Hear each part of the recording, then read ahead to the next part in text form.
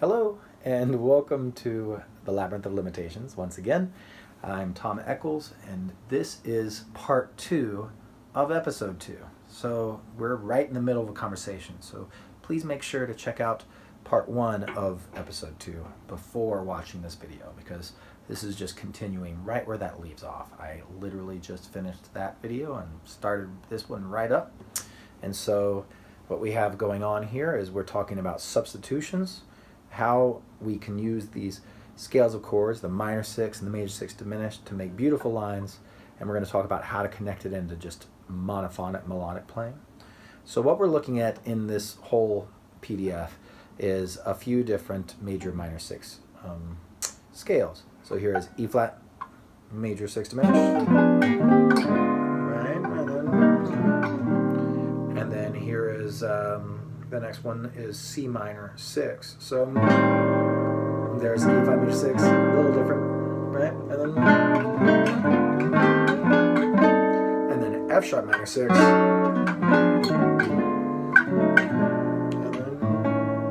And then we also are talking about E flat minor 6. So that is something like E flat minor 6 is.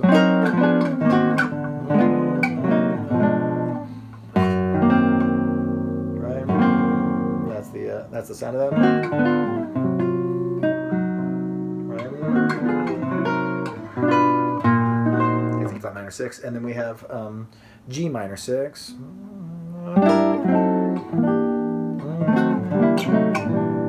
then we have B flat major 6. So that's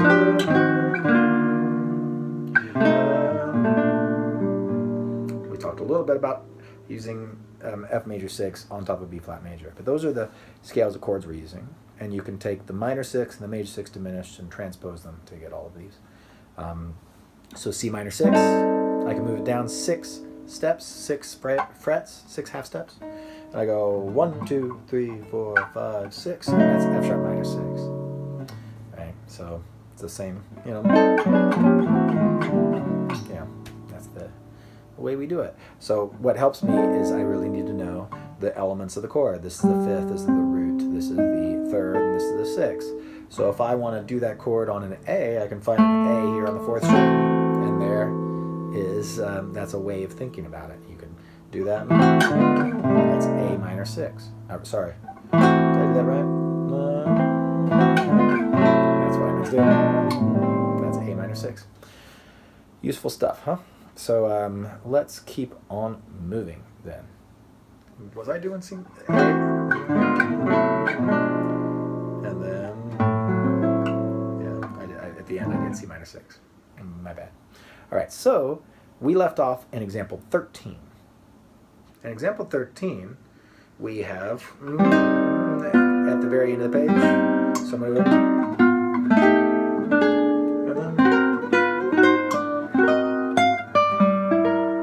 What's there. It's just showing what I'm doing is I'm doing that same contrary motion, right? Little exercise. Oops. I'm not doing right. There we go. This is C minor 6, right?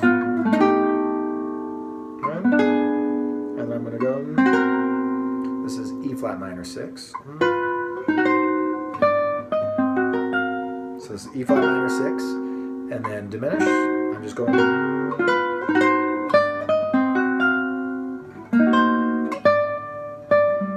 These are the things that we can do. So that's example 13.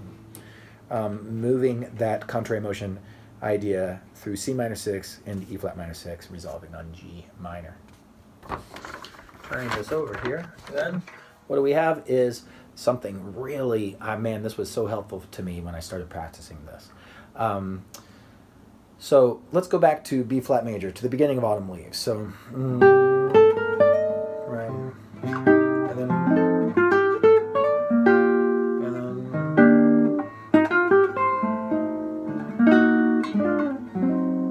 what is it? Right, so at the beginning, it goes C minor 7 to F7 and then to B flat major. We're going to think about that C minor 7 and F7, which is E flat major 6 C minor 6, or I could do the tritone stuff, which we're going to hold off on. On both the 2 chord and the 5 chord, Barry thinks of it, he says to think of it as just the 5.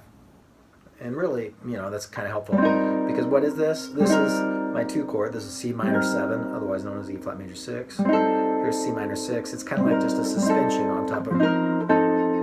So I can just think of an F7 scale over all that.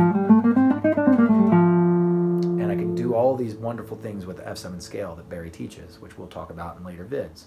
But all kinds of beautiful devices that we'll play with. So first off, here's the F7 scale. And that, Barry advocates going from the root up to the 7th and back to kind of get the sound.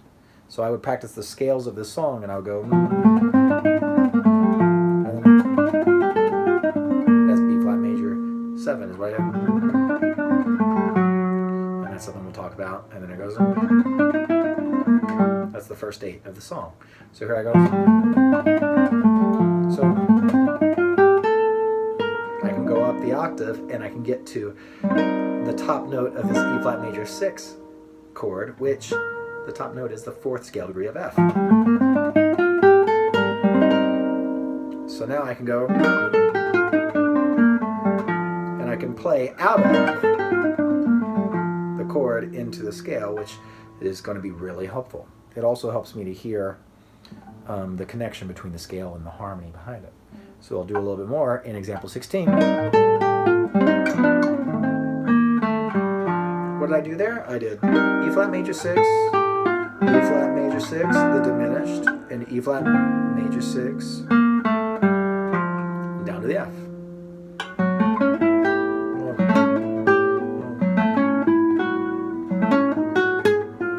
Something like that. And I was trying to do a tritone sub line, I think. Anyway, moving on. We are going to look at 17 now. And what am I doing here at 17? It's E flat major 6. Same thing.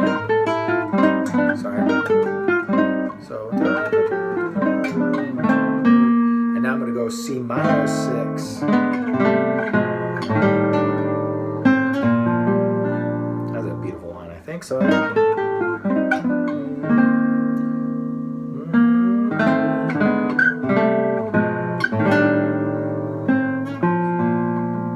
This sound,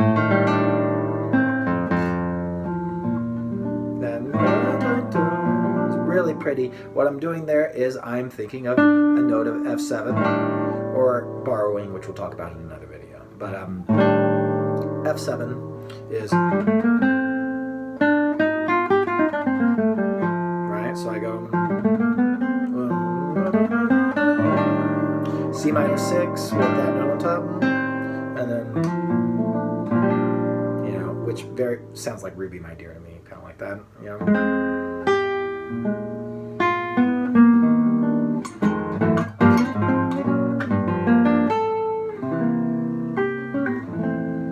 Which is one of my favorite songs.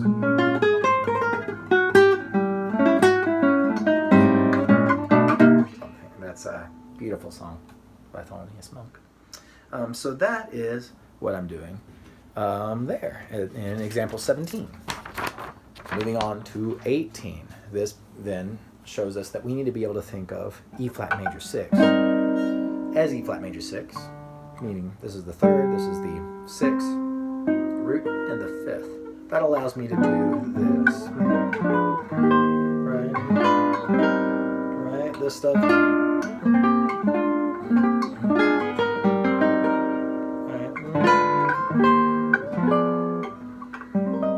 That I need to be able to think of it as that E flat major 6 that is part of just, it's not one chord, it's part of a whole flow of that E flat major 6 diminished scale, which I have to practice in all the little parts to move through it.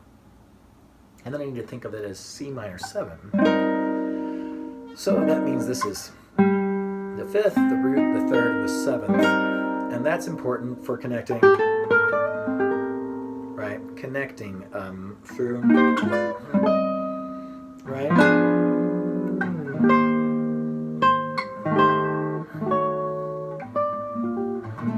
Moving through the I need to see it as C minor 7, connecting to the chart and to the musicians, and just I need to see that context.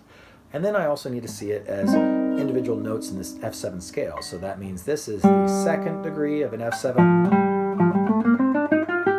So that's my 2nd degree. This is my 5th degree of F7. This is my 7th degree, and this is my 4th. So I go right. You know, I can think of it like that.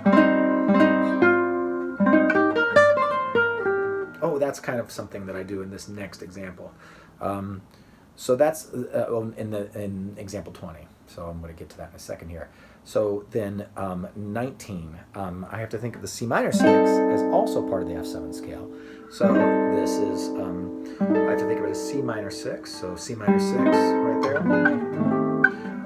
This is the 5th of C minor 6. This is the root, this is the 3rd, and this is the 6th. But also, I need to be able to think of it in terms of F7. So this is the scale degree 2, this is scale degree 5 of F7, the 7th, and the 3rd. So 4th, 3rd, right?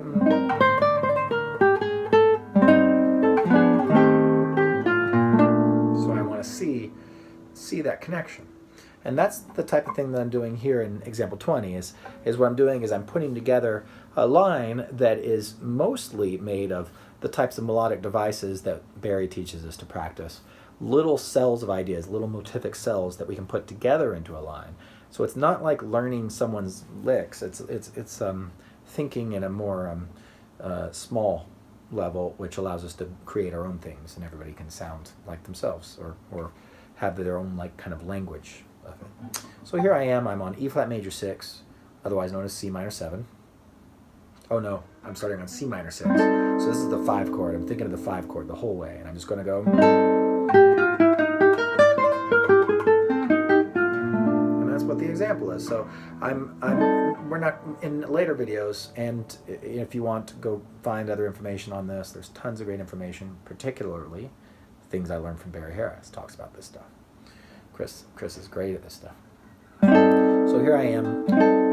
I'm starting on the 3rd of an F7 scale, and I'm going to go down. I'm going to follow Barry's half-step rule, which is a thing that tells me that when I start on an odd-numbered scale degree, I can add an odd number of half-steps in particular places, at first at least. I could have done that. And it allows me to be in a rhythmic place that I can understand and bridge into other ideas. So now I'm going to go up a chord, which is doing this. Here's F7. But what if I go, you know, everybody's done this. Playing in thirds, right? And then, but what if I go triads or 7th chords?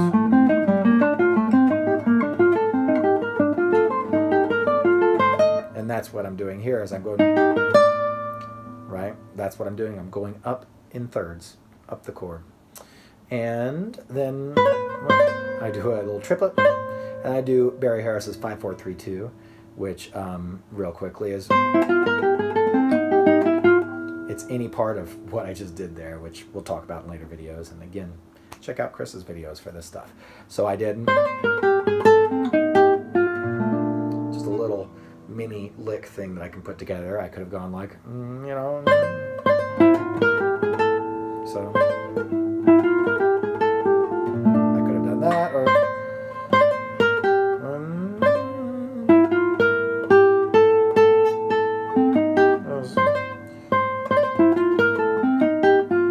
could have done that. These are little things that could be done there. So I probably do that one too much because I love it. I need to branch out from that one maybe a little bit. That little that thing, but it's so nice. So that is, I hope, just kind of, I don't know, it's just a preview of what's to come. If you think about these chords in the way that I'm asking you to practice these things, you will be able to do this stuff. So now turning this over to the other side, we have C minor 6, and we're talking minor key now. And this is super duper important. This is different. We need those notes, like I said in the previous video, that connect to the minor modality. So,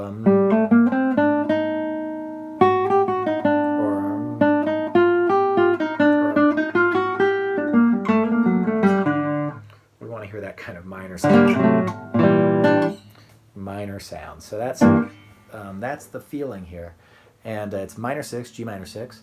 If you listen to the Canterbury Adderley album with Miles Davis, something else, when they do the song, Miles hits this in the melody, actually hits the minor 6 of G minor. It sounds really nice.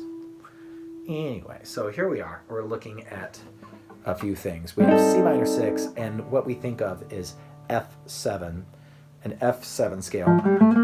Same F7 we were already thinking of, but then we do this. Ending on the third of D7, because we're going to go A half diminished 7th to D7 to G minor. So this is confusing at first to people, but the way we find the scale is I'm doing a 2-5-1 in the minor. I think of my 5 chord, in this case D, which is going to go to G. I think of my 5 chord, and I think a minor third up from that, and that gets me F7. Why do this? Because it allows me to think of a Mixolydian scale, which allows me to do all these things that we learn to do melodically on it, and it sounds beautiful on it.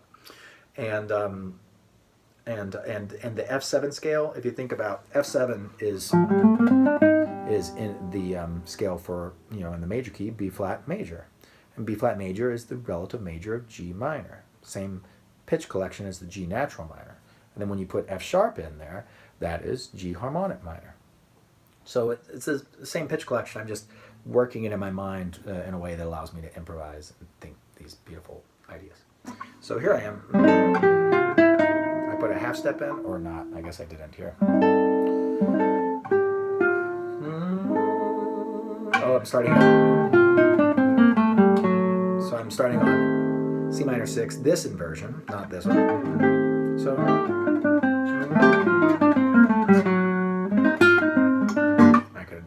Something else, I'm not going to. And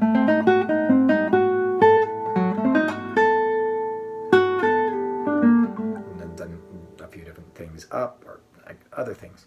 But right now we're just going. Example 22, I'm thinking C minor 6, connecting with A7 and showing all the thinking. C minor 6 is A minor 7 flat 5, otherwise known as A half diminished 7. I'm thinking of the F7 scale. When I get to that F sharp in measure 2, now I'm thinking of E flat minor 6. And that's what I have there. I'm just thinking F7 stuff with also an F sharp. Right. I just did a little thing there. So I could have gone. See, that's going up E flat minor 6 instead of going. I could have gone. See how they connect together? And then I could go.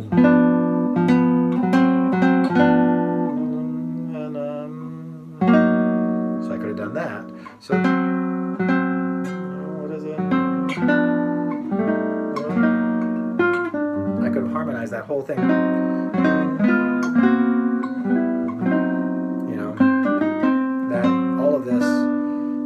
Available to me in this E flat minor 6.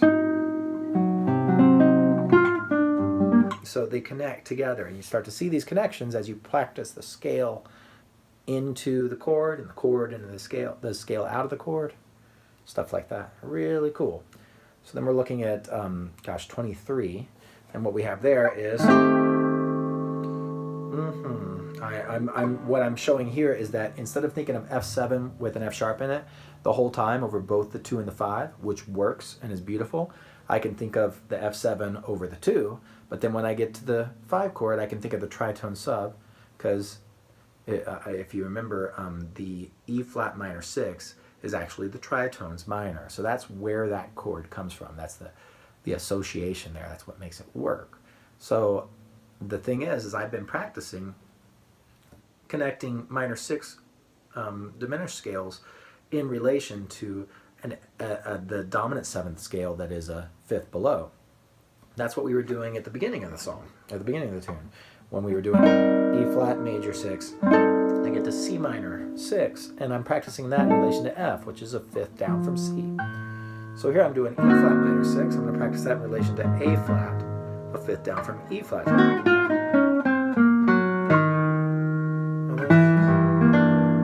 So I'm just randomly moving out of.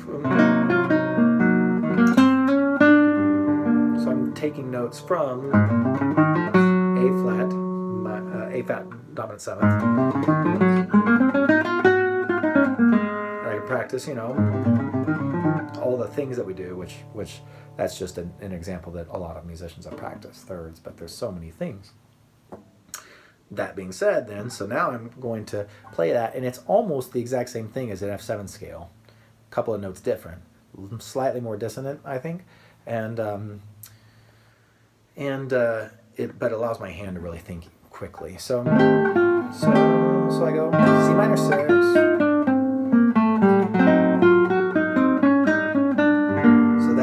The difference is that's a D there.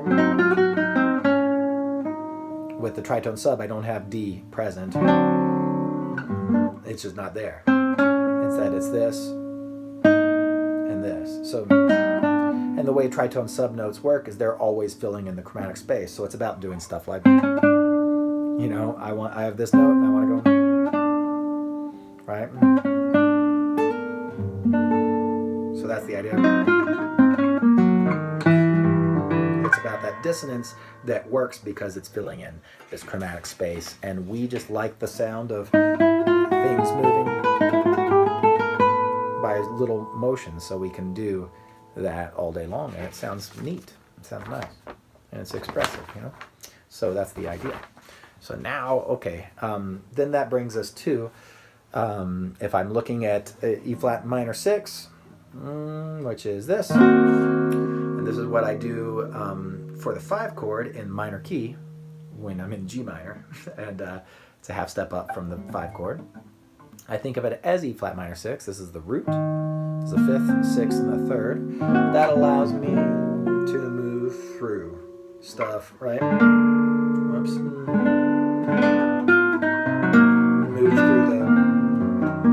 Move through the chord scale, right?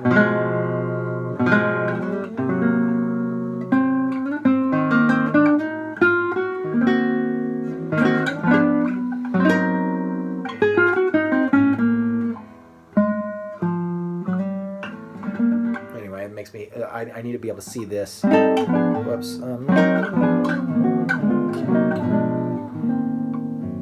need to be able to see all those chords. But then, in relation to D, so here it is, same chord, and this is a flat 9 above D. This is a sharp 5, this is a major, dominant 7th and a major 3rd. So in relation to D, if I play that next inversion there, I can really see, I can really see that connection. It's a beautiful sound. And then I need to be able to think of it in relation to the F7 scale. So there's F7, and that's the sharp F right there.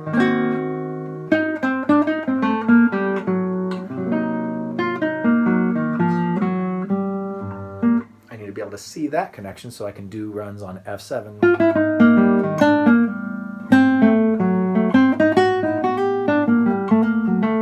I need to be able to see all that stuff.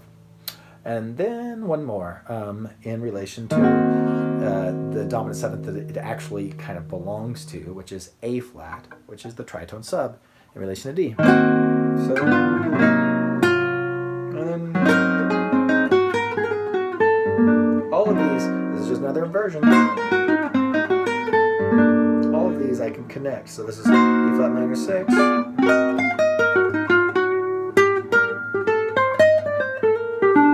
So I'm just connecting.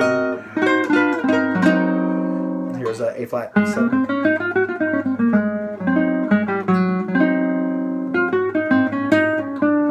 That's one that I've done a bunch tonight.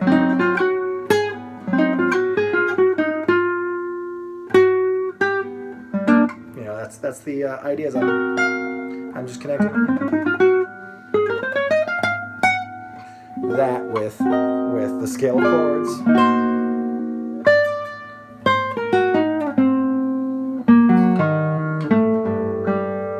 Really beautiful.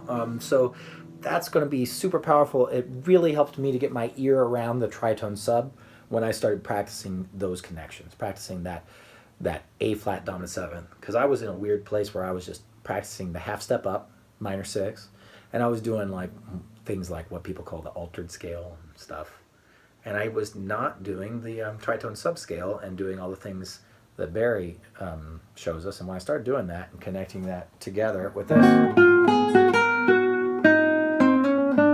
it just really started making sense to my ear.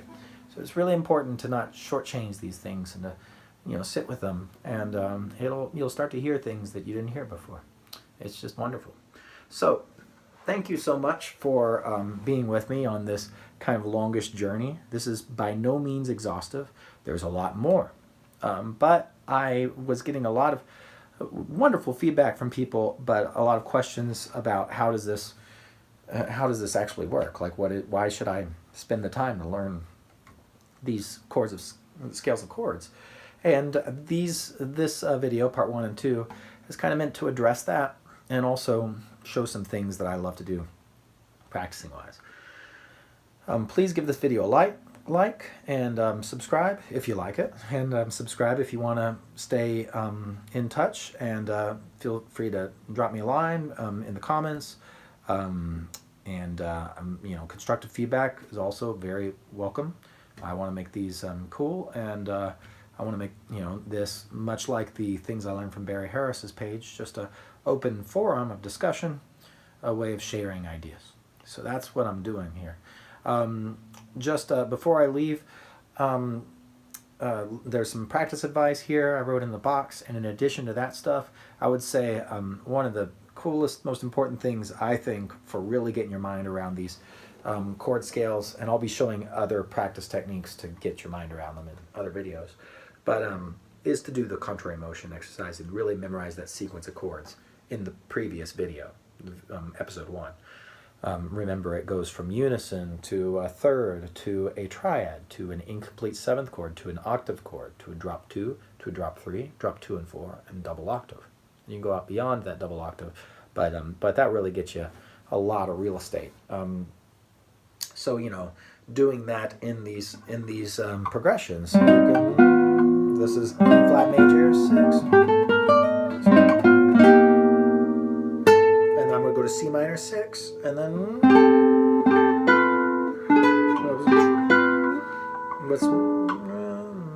shoot, there we go, something like that. You can do these anywhere, and I'm just, you know, just think about, as a drop 2, maybe I'll go in from the drop 2, so I'm going to go to an octave chord, whoops, drop 2, and then I'm going to go, and then, whoops, so, and then, incomplete, triad, so maybe I'll go like that. I'll do, this is the minor 2-5-1, so I'm going to go, this is A half diminished 7, so, and now I'm going to shift to the 5 chord. So when I go to this third, I'm thinking of E flat minor 6, which that third is present in both of these. So I go, whoops, so what is it? Okay, so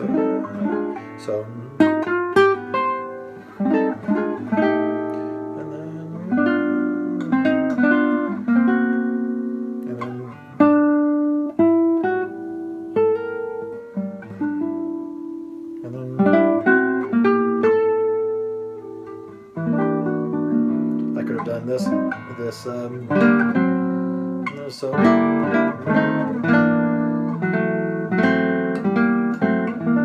I could have gone,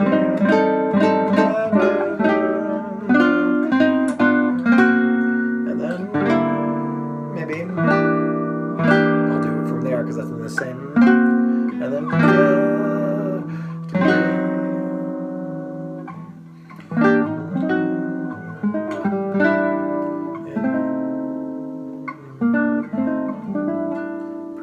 one more time of that, and then we'll end the things. This is a nice little thing to end on. I'm just doing a contrary motion. So, whoops. One more time.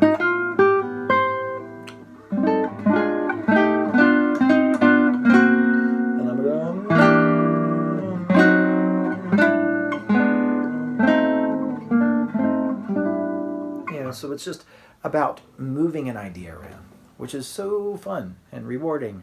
And I'd never done that one before, obviously. I was struggling with it. That was just a new one to try. And I'm always exploring these things, so it's a lot of fun. So thank you so much, and I hope that this has not been confusing and is helpful and is inspiring. And it's inspiring me to do these, and I'm learning by doing this, by making these documents, and by kind of clarifying my thoughts on the matter. So more to come. Thank you, like and subscribe, and I'll see you next time.